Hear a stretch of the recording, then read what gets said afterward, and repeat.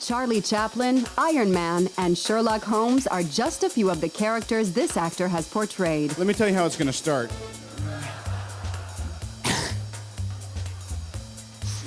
I should have stopped a minute ago.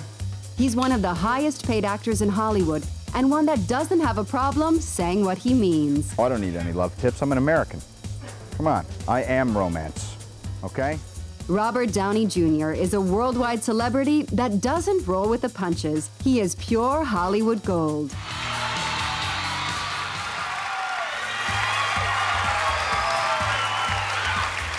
I understand how you would feel that way.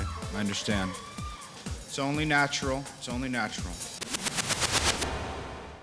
Robert Downey Jr. was born in New York on April 4th, 1965, the son of Robert Downey Sr., an actor, writer, producer, cinematographer, and director of underground films, and Elsie, an actress who appeared in Downey Sr.'s films. Robert Downey Jr. was born April 4th, 1965 in New York, New York. His mother, Elise, was an actress, and his father, Robert Downey Sr., was a filmmaker. He made kind of underground, arty movies. And actually, when Robert was a little boy, he appeared in a number of his father's films. During his childhood, Robert Downey Jr. had minor roles in his father's films. He made his acting debut at the age of 5, playing a sick puppy in the 1970 absurdist comedy Pound. And at the age of 7, appeared in the 1972 surrealist Greaser's Palace.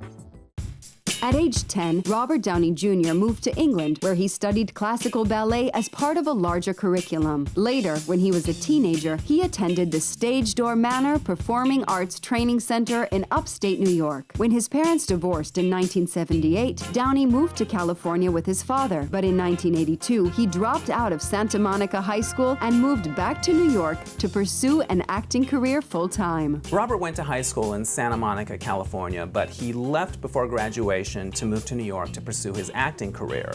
And while he was in New York, he struggled and did some odd jobs. He sold shoes for a while, he bussed tables in a restaurant. And his weirdest job was actually being a piece of live performing art in the Soho Club area. When Robert Downey Jr. moved to New York, he was part of the 1983 hit off-Broadway musical, American Passion, produced by Norman Lear. In the 1983 movie, Baby, It's You, Robert learned a lesson that all actors learn when they're starting out, that what you shoot on the set doesn't always make it in the movie. When the movie premiered, he invited a bunch of his friends to the theater to watch it with him, only to discover that he had been almost entirely cut out of the movie. He only appeared one time. And after the movie was over, one of his friends joked that maybe it should have been called Maybe It's You. Robert met the actress Sarah Jessica Parker when they were co-starring in the movie Firstborn, and they actually lived together for 7 years. But ultimately, his drug abuse would end up breaking up the relationship. In 1985, Robert co-starred with the supermodel Kelly LeBrock in the comedy Weird Science. Well, apparently, Kelly didn't get along with very many people on the set. And at one day, somebody discovered that someone had defecated in Kelly's trailer. And Robert denied and denied and denied that it was him. Well, years later, he admitted that it was, in fact, him. In 1985, Robert Downey Jr. was part of the new, younger cast hired for Saturday Night Live. But following a year of poor ratings and criticism of the new cast's comedic talents, he and most of the new crew were replaced. Robert joined the cast of Saturday Night Live. It was a very exciting time. He was there with his friend Anthony Michael Hall, but it ended up being really challenging for him. At the same time, he was shooting the movie Back to School in Los Angeles, so he would be flying back and forth from LA to New York. He actually joked later that the opening tagline for Saturday Night Live should have been, "Live from New York, a tired young man." Robert Downey Jr.'s dramatic breakthrough came with 1985's Tough Turf, a drama where he co-starred with James Spader and Kim Richards. In 1987, Robert Downey Jr. got his first leading role in the romantic comedy The Pickup Artist, where he co-starred with Molly Ringwald. Still in 1987, Robert Downey Jr. played Julian Wells, a drug-addicted rich boy whose life rapidly spirals out of control in the movie Less Than Zero. This film version of Bret Easton Ellis's novel with the same name was pretty close to home for Downey Jr. since he grew up with drugs at home. One of Robert's first iconic roles was in the movie Less Than Zero. He played a drug-addicted rich kid named Julian whose life spins out of control. Audiences and critics loved him, but Robert said it's painful to look back at that movie. He described it as looking at the ghost of Christmas future because ultimately he would go down the same path that Julian went down. Robert Downey Jr. starred with his former roommate Kiefer Sutherland in the 1987 drama 1969, where he also worked with Winona Ryder. When Robert first decided to move from New York to Hollywood and give acting out here a try, one of his roommates was Kiefer Sutherland, and they actually ended up making a movie together in the late 80s called 1969. In 1989, Robert Downey Jr. came back to the romantic comedies with Chances Are, a film also starring Sybil Shepherd and Ryan O'Neal. Robert Downey Jr. co-starred with Mel Gibson in the 1990 action comedy Air America. This would be the beginning of a long friendship between Downey and Gibson. Robert said he made the movie Air America for two reasons. He wanted to make a bunch of money and he wanted to be in a movie with Mel Gibson. He also thought that being in something with commercial appeal would vault him onto the A-list. Well, it didn't quite work out that way, but his friendship with Mel Gibson was built to last. In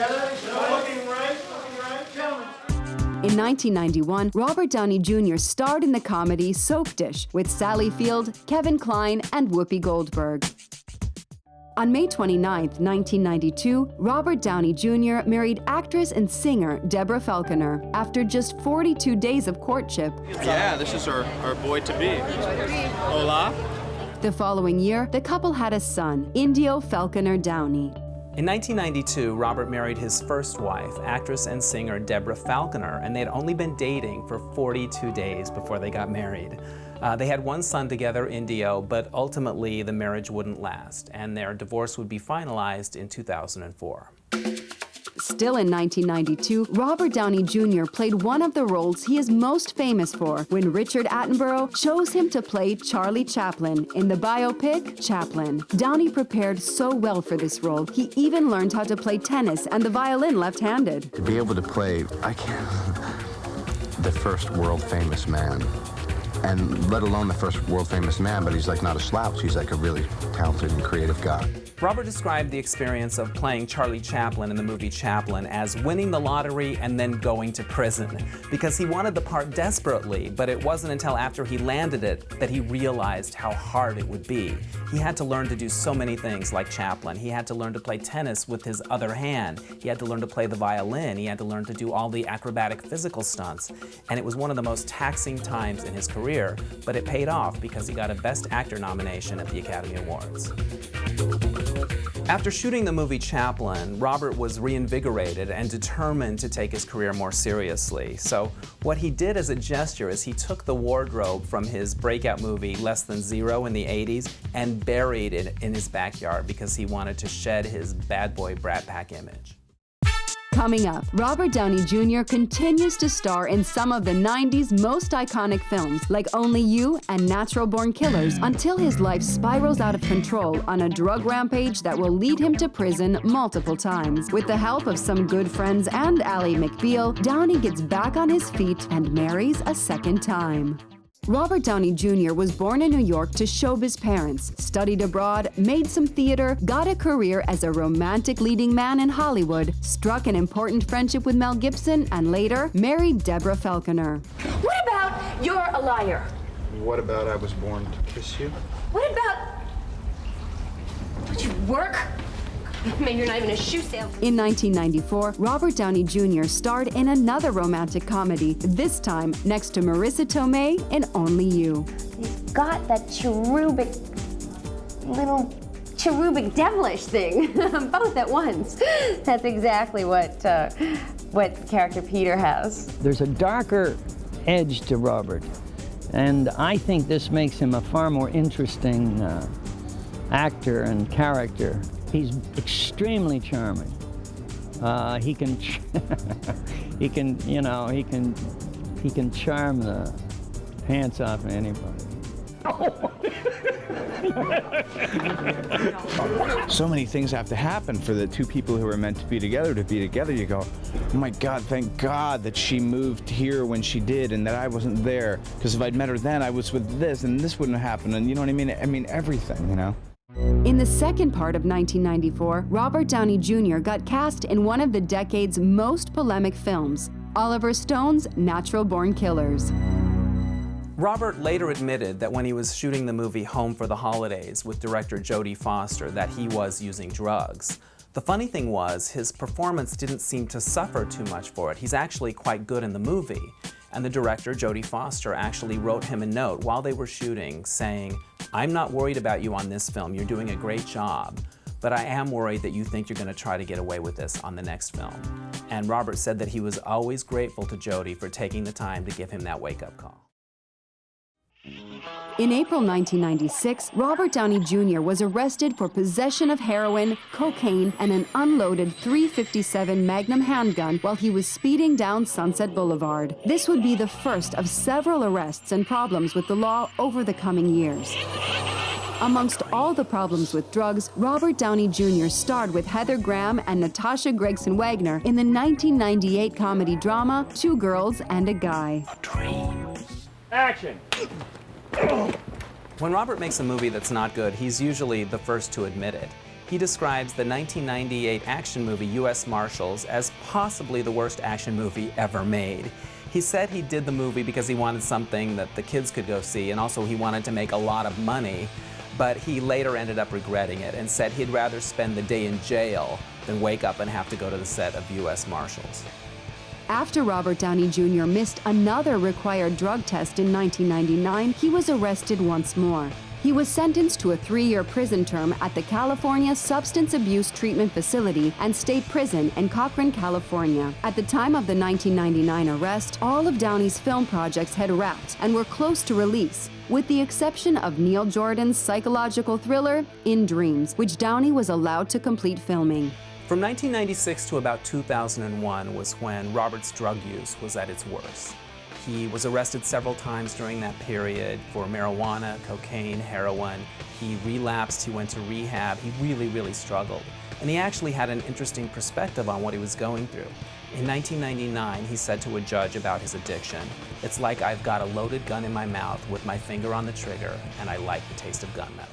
A week after his 2000 early prison release, Robert Downey Jr. joined the cast of the hit television series Ally McBeal, playing the new love interest of Callista Flockhart's title character. His performance was praised, and the following year, he was nominated for an Emmy Award in the Outstanding Supporting Actor in a Comedy Series category, and won a Golden Globe for Best Supporting Actor in a Miniseries or Television Film. Everyone was happy to see Robert Downey Jr. when he turned up on the TV show Ally McBeal. In fact, he even won a Golden Globe for the role. But off-screen, he was still struggling. He got arrested twice during the time he was on the show. And after the second time, in 2001, the creator, David E. Kelley, had to let him go.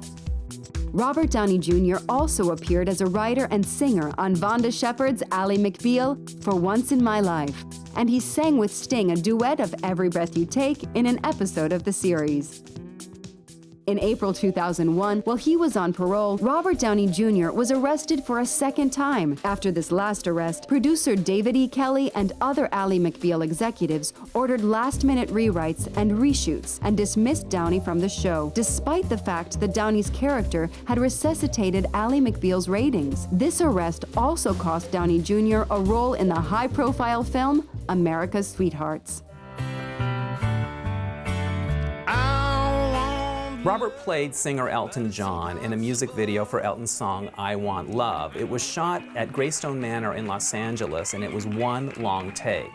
The funny thing was that Robert was in rehab at the time, and they let him go for that one day to do the job.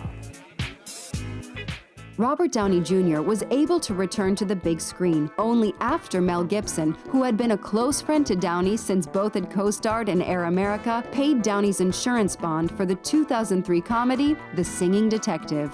Though Mel Gibson's had his share of controversies, Robert is always going to be loyal to Mel because Mel was there for Robert when no one else was.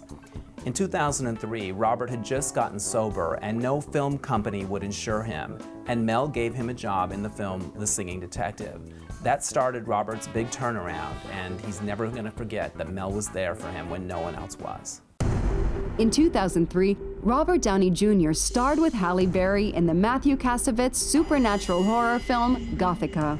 The 2003 thriller Gothica was a mixed bag for Robert. On the minus side, there was one scene where he was supposed to grab Halle Berry's arm and twist it. Well, he twisted it too hard and she snapped her arm, and production was halted for 8 weeks. On the positive side, though, that's the movie where he met his wife, Susan. They quietly started a romance as the film was shooting, and they ended up together, and they actually started a production company in 2010 called Team Downey. We're back and forth on each other's sets, or now more often than not, she's producing and I'm starring in things, and we're looking for stuff to do together that we're generating our own material. But I think the nice thing is when we just get to be doing what it is, which is the reason we love making movies anyways, because we love watching movies.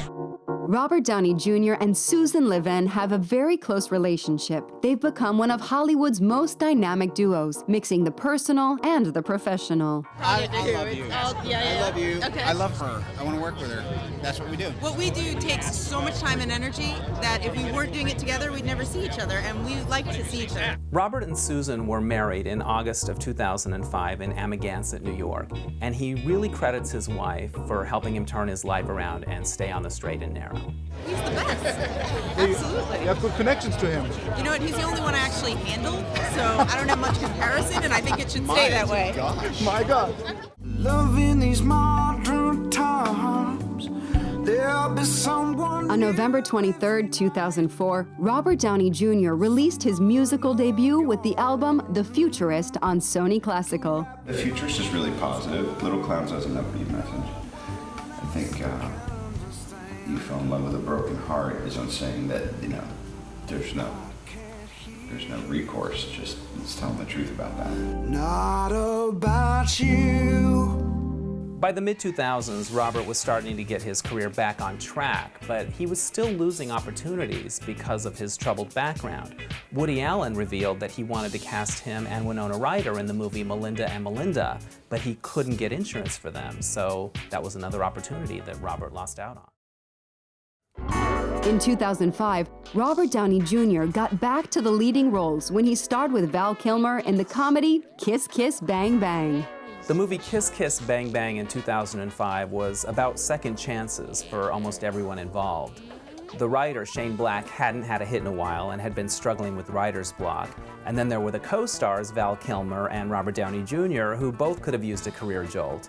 And they actually got along very well. Val was so supportive of Robert's sobriety that he refused to drink the entire production. Coming up, Robert Downey Jr. stars in some of the most profitable franchises in film history, like Iron Man and Sherlock Holmes, and becomes a household name again. Robert Downey Jr. had a lot of drug problems in the 90s, but thanks to his friendship with Mel Gibson and his second marriage to Susan Levin, Robert got back on his feet and working again.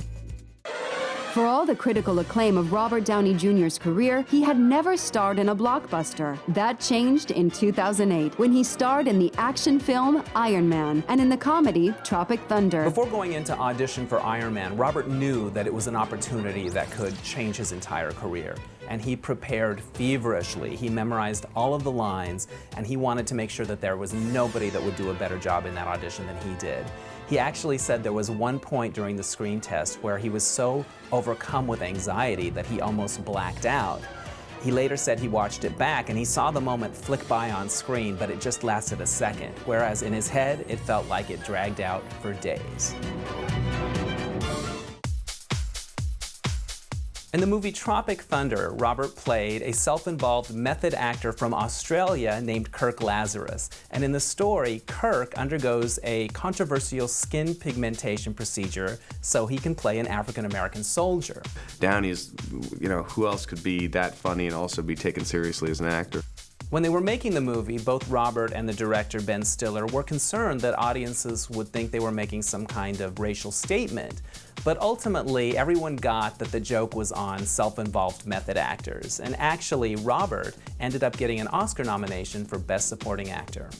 What I think is endearing about Kirk Lazarus and Lincoln Osiris in Tropic Thunder is that there is no way that I could have read the script and said, it's Oscar time. In 2009, Robert Downey Jr. starred in the Joe Wright drama The Soloist, where he co-starred with Jamie Foxx.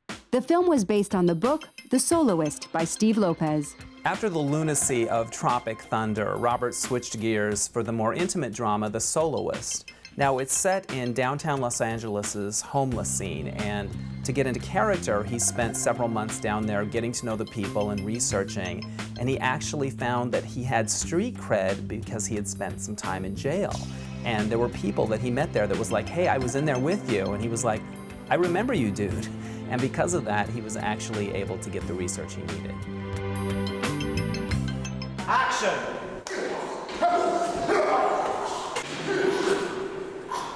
Still in 2009, Robert Downey Jr. joined another successful franchise. Guy Ritchie brought to life Sir Arthur Conan Doyle's character, Sherlock Holmes, in a film with the same name, where Downey played the title character and Jude Law played Dr. John Watson. I love making these movies with Rob. He is a creative maelstrom. He's hard to control, he's tumultuous. We have a love-hate relationship, but I do love making them with him. When Robert picked up the Golden Globe Award for Best Actor in a Comedy or Musical for the film Sherlock Holmes, he was as surprised as everybody else. In fact, the first thing he said when he got up on stage is that, I'd like to thank my wife Susan for telling me at 10 o'clock this morning that Matt Damon was going to win, so I didn't prepare a speech. He's such a sensational actor, and he commits completely to what he does, and he is so passionate about the parts he plays, and he is so devoted to giving the audience something great.